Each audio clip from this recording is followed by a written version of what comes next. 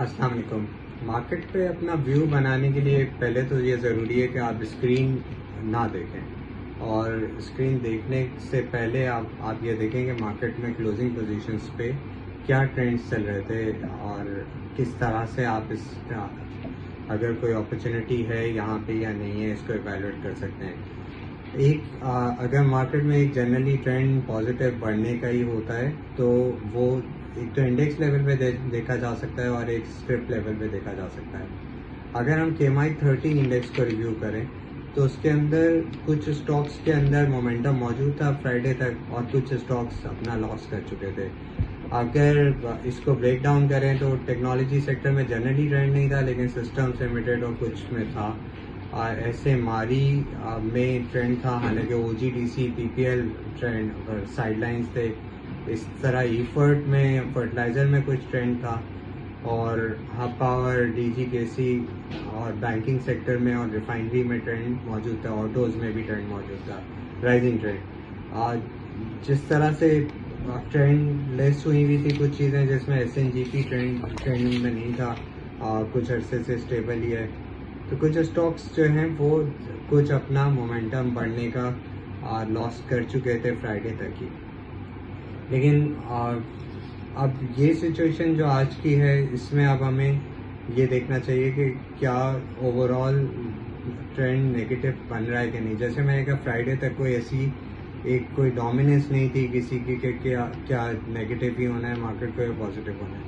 आज का डे है सिग्निफिकेंटली नेगेटिव। इसको दो तरह से देखा जा सकता है, एक इंडेक्स लेवल और स्टॉक लेवल। अगर हम इंडेक्स लेवल पे देखें तो 160,000 पे एक सपोर्ट अच्छी मौजूद है, और हो सकता है ये डे क्लोज 160 से ऊपर हो जाए।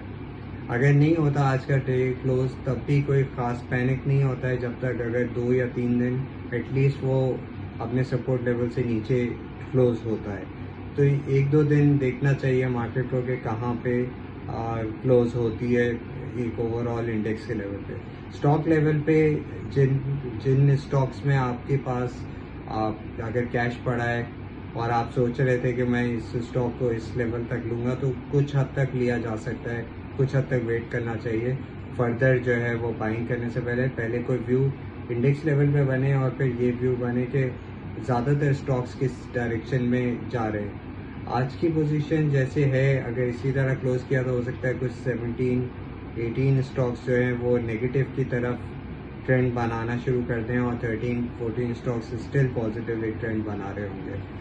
तो अभी कोई बहुत बड़ा टिल्ट नेगेटिविटी की तरफ नहीं है, लेकिन फिर भी फ्रेश बाइंग करते हुए एक तो छोटी छोटी करनी चाहिए, और दूसरा ये कि अगर हम फ्रेश बाइंग कर रहे हैं तो अपनी पसंदीदा स्टॉक्स जो काफ़ी अरसे से हमने रोका हुआ था कि हम लेंगे, उसकी तरफ हम कुछ पोजीशंस ले सकते हैं।